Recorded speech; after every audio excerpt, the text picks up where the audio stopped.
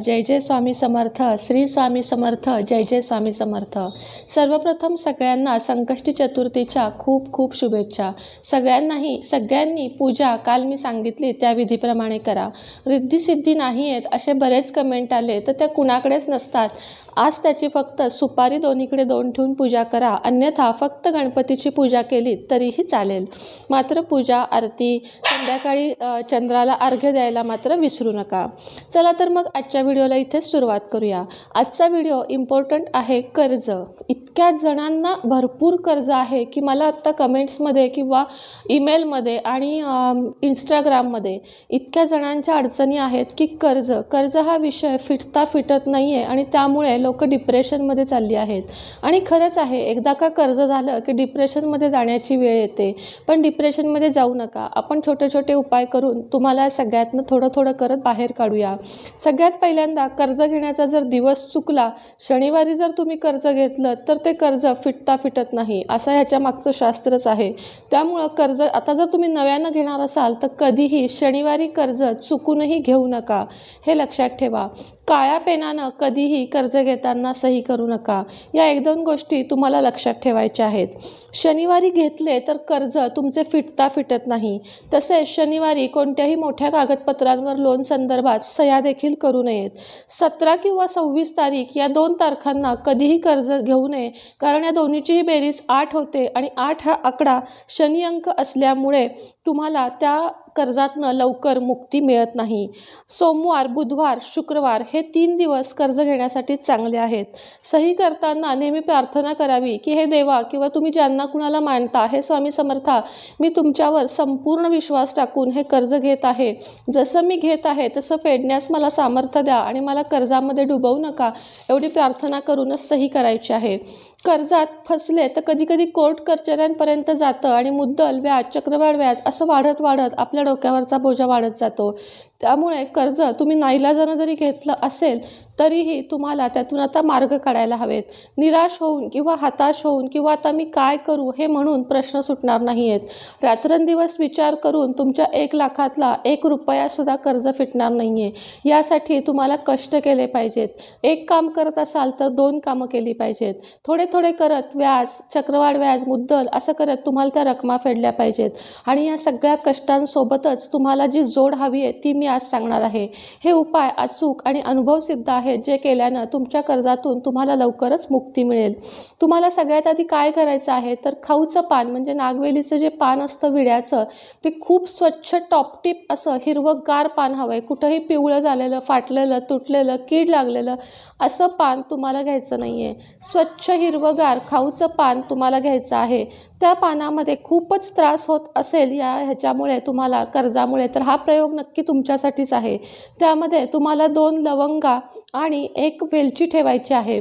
आणि जसा आपण विडा बनवतो तसा विडा बनवून मंगळवारी संध्याकाळी स्वच्छ होऊन म्हणजे शुचिर्भूत व्हा किंवा तोंडात पाय धुवा, हा विडा तुम्हाला हनुमानाला अर्पण करायचा आहे. या दिवशी तुम्हाला मांसाहार चुकूनही करायचा नाही आहे. असं 3 महिने तुम्हाला लगातार प्रत्येक मंगळवारी संध्याकाळी हा उपाय करायचा आहे.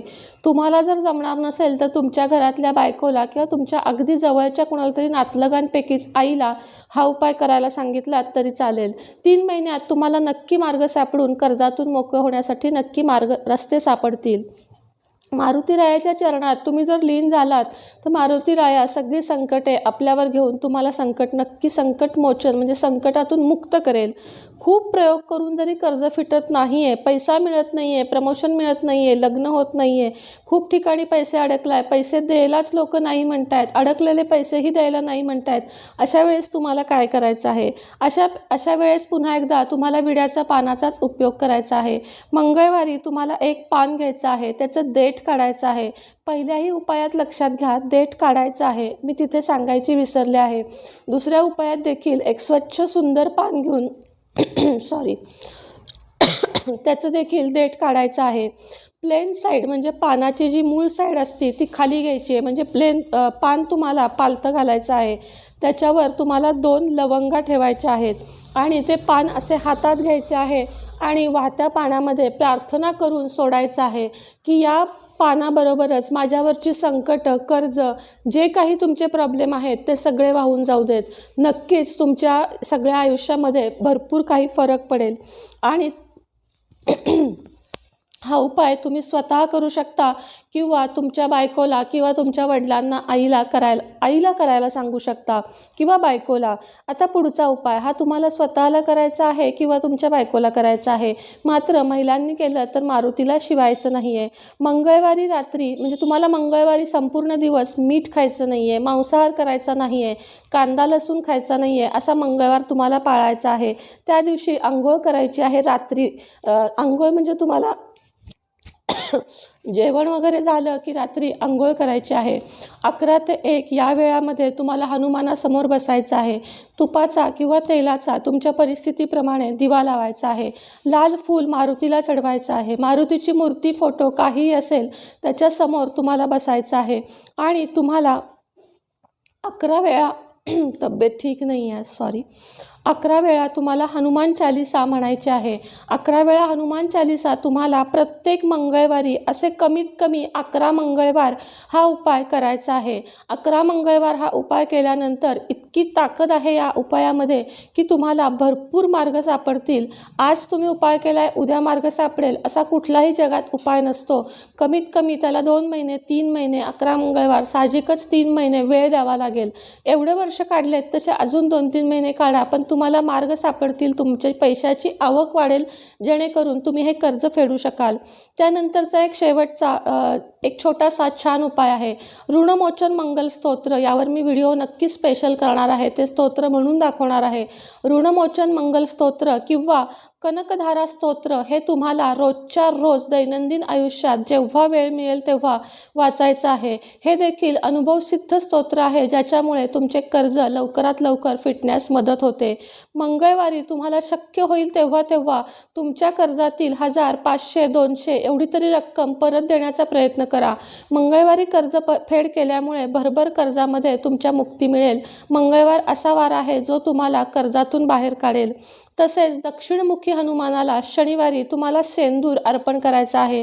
हा उपाय फक्त पुरुषांनी करायचा आहे. दर मंगळवारी शनिवारी दक्षिणमुखी हनुमानाला तुम्हाला सेंदूर अर्पण करायचा आहे. हा उपाय फक्त पुरुषांनी करायचा आहे. सलग 3 महिने शनिवारीच उपाय हा करायचा आहे. असे छोटे छोटे उपाय करून तुमचं आयुष्य, तुमचं नशीब नक्की बदलू शकतं. या सगळ्याबरोबर कष्ट, तुमचं जे काम आहे ते तुम्हाला प्रामाणिकपणे करायचं आहे. हा प्रत्येक उपाय श्रद्धेनं करायचा आहे. ज्यांचा कुणाचा या सगळ्यावर विश्वास नाही त्यांनी हा उपायही करू नका आणि या व्हिडिओकडे देखील दुर्लक्ष करा. कारण आयुष्यात सेवा, देव या सगळ्याबरोबर कष्ट आणि या उपायांची अत्यंत गरज असते. त्यामुळे आपल्या पत्रिकेत काही बिघाड असतील, आपल्या आजूबाजूला काही बिघाड असतील तर ते नक्की सुधारतील. व्हिडिओ कसा वाटला नक्की सांगा. व्हिडिओ आवडल्यास लाईक, शेअर, सबस्क्राईब करायला विसरू नका, जेणेकरून तुम्हाला माझा प्रत्येक नवीन व्हिडिओ बघायला मिळेल. बेल आयकॉनचं बटनही दाबा. माझं दुसरं चॅनल आहे मराठी हाऊसवाईफ, त्यालाही जरूर भेट द्या आणि त्याही चॅनेलला असंच प्रेम द्या. इथेच निरोप घेते. पुन्हा एकदा भेटूया एका नवीन व्हिडिओसोबत आणि एका नवीन विषयासोबत. तोपर्यंत सर्वांना माझा नमस्कार. श्री स्वामी समर्थ. जय जय स्वामी समर्थ. श्री स्वामी समर्थ. जय जय स्वामी समर्थ. स्वामी समर्थांच्या चरणी हीच प्रार्थना की सगळे कर्जमुक्त होऊन सगळे सुखात नांदू दे. आपल्या आपल्या घरात प्रत्येकाला सुख लाभू दे.